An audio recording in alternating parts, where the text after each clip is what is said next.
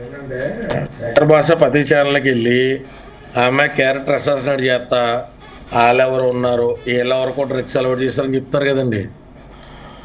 మరి ఇన్ని ప్రూఫ్స్ ఉన్నటువంటి వ్యక్తి పబ్లిక్కి వెళ్ళి కోర్టుకి వెళ్ళి ఈ అమ్మాయి ఒక డ్రగ్ అబ్యూజరు, ఈ అమ్మాయి ఒక డ్రగ్ పెడ్లరు, ఈ అమ్మాయి ఒక మ్యానిపులేటరు అని చెప్పి వాళ్ళ ఫ్రెండ్ని బయటకు తీసుకురావచ్చు కదా, కేసు క్వాష్ చేయించుకోవచ్చు కదా. మీడియా ట్రయల్ ఎందుకు? పాపం ఒంటరిగా కూర్చుంటారు గౌరవనీయులైన శేఖర్ భాష గారు. ఎప్పుడు ఎవరితో డిబేట్ కూర్చోరు.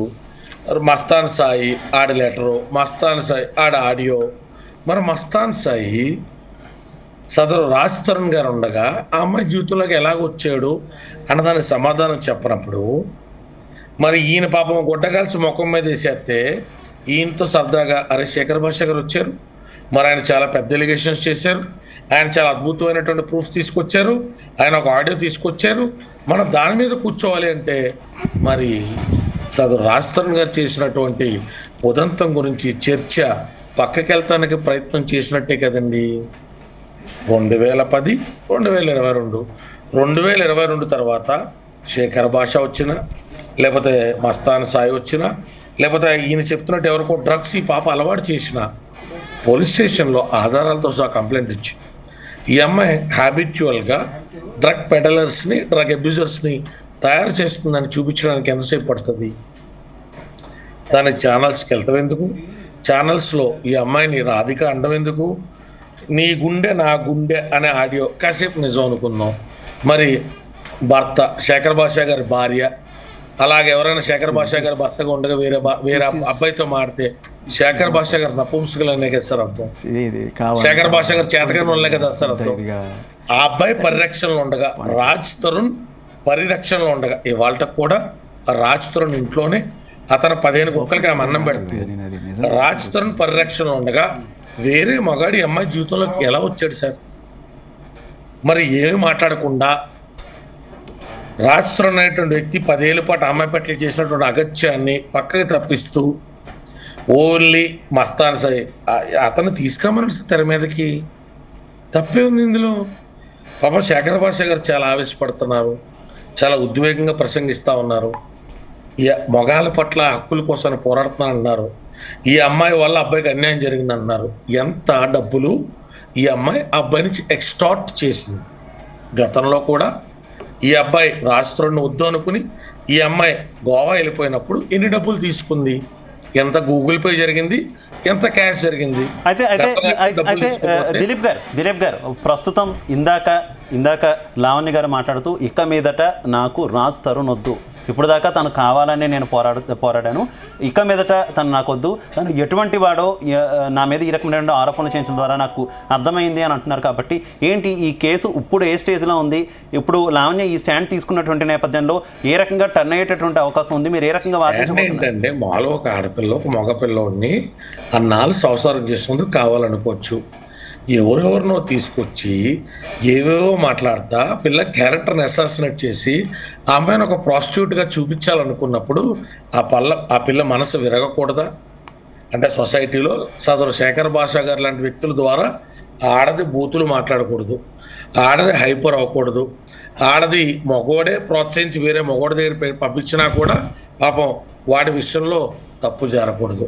అంటే మరి ప్రొటెక్ట్ చేయడానికి తెచ్చుకున్న మగాడు ఈ అమ్మాయిని వీటిలన్నిటి బారికి గురవకుండా ఎందుకు చూసుకోలేదనేటువంటి చర్చ ఎందుకు పక్కతో పడుతుంది? శివ గారు, మీరు ఒక అమ్మాయిని ఇంట్లో తెస్తేనో నేను ఒక అమ్మాయిని తెస్తాను, శేఖర్ భాష పాపం చాలామంది అమ్మాయిలు తెచ్చాడు కాబట్టి ఆడికైతే తెలియదు, కానీ మన అమ్మాయిలు తీసుకొచ్చినప్పుడు అలా ప్రొటెక్ట్ చేయాల్సిన బాధ్యత మనకైతే ఉంటుంది కదండి.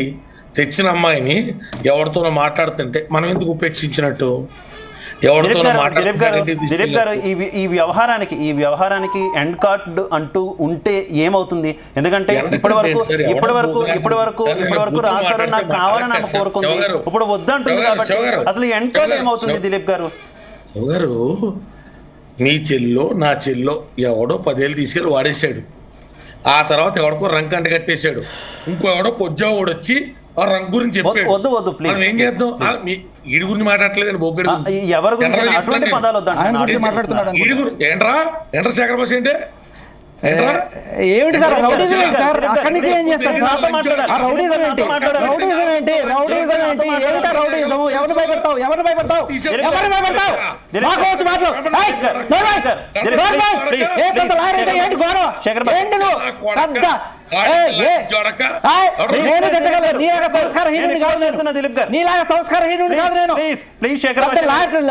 చదువుకున్న సంస్కారం లేదా నీకు? సంస్కారం లేదా నీకు? ఇన్నాళ్ళ నుంచి కామ్గా ఉంటున్నాడు పెద్ద అని చెప్పి నేను తిట్టాలనుకుంటే ఎంతసేపు పెద్ద గౌరవం పోతుంది నీకు. పెద్దవాడిని చూస్తూ ఊరుకుంటాను. ప్లీజ్ శేఖర్ భాష గారు, దిలీప్ గారు ప్లీజ్ కరెక్ట్ కాదు. అవసరం లేదు మీకు చెప్పాను సార్. మీకు చెప్పాను sir. Please 1 more second here. I am out of here. నాకు అవసరం లేదు. దిలీప్ గారు నేను మీకు క్లియర్ గా యాంకర్ గారు నేను మీకు చాలా క్లియర్ గా చెప్పాను. అదే మాట్లాడుతున్నాడు పదే అయినా కూడా మీరు ఎంకరేజ్ చేస్తున్నారు. That is your fault. ఖచ్చితంగా మేము ఎంకరేజ్ చేసే మనుషులం కాదు. మీరు చూస్తున్నారు. శేఖర్ భాష కరెక్ట్ కాదు. దిలీప్ గారు ప్లీజ్ ఒక్క నిమిషం శేఖర్ భాష గారు ఒక్క నిమిషం.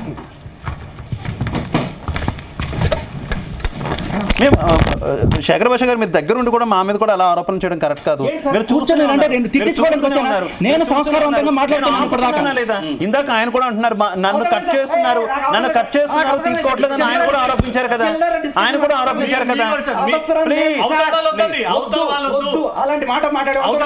మీ వర్షన్ చెప్పండి. ఇప్పుడు శేఖర్ భాష ఫైనల్ గా చెప్పండి శేఖర్ భాష ఫైనల్ గా చెప్పండి. ఈ వ్యవహారంలో మీరు ఇక మీదట ఇన్వాల్వ్ అవుతారా అవరా? మీ స్టాండ్ ఏంటి ఇక మీదట? ఫైనల్ గా ఒక్క విషయం చెప్పండి. నేను మీకు క్లియర్ కట్ గా చెప్పడానికి వచ్చాను సార్. ఇవాళ నేను వచ్చింది ఇవి I prove this beyond point. ఇంకా మీరు కళ్ళకు కట్టుకొని నాటకాలు ఆడితే మీ నాటకాలు జనాలు అందరూ చూస్తున్నారు. ఇంకా ఏమి లేదు మస్తాన్ సైకివాడికి నాకేం తెలియదు అని మీరు నాటకాలు ఆడినా వాళ్ళు నాటకాలు ఆడినా జనాలు అందరికీ క్లియర్ కట్గా తెలిసిపోయింది. ఇంకా దాన్ని ప్రూవ్ చేయడానికి ఇంకా ఒక్క పాయింట్ కూడా అవసరం లేదు. నేను వచ్చింది అంతకన్నా చాలా దారుణమైన విషయం. ఈ అమ్మాయి డ్రగ్స్ భయంకరంగా జనాలకు అలవాటు చేసి వాళ్ళ జీవితాలు నాశనం చేస్తుంది. మీకు చెప్పాను సార్, నేను క్లియర్గా వచ్చే ముందు చెప్పాను. దానికోసమే వస్తున్నాను. మీరు ఎంతసేపు ఈ అక్రమ సంబంధాల భాగవతం గురించి మాట్లాడుతున్నారు. That's not right. ఈ అక్రమ సంబంధాల కన్నా మాదక ద్రవ్యాలు చాలా చాలా దారుణం సార్. అందులో ఆడపిల్ల జీవితం నాశనం చేసినట్టే నాకు సర్రమని రక్తం మరిగిపోయింది. అందుకే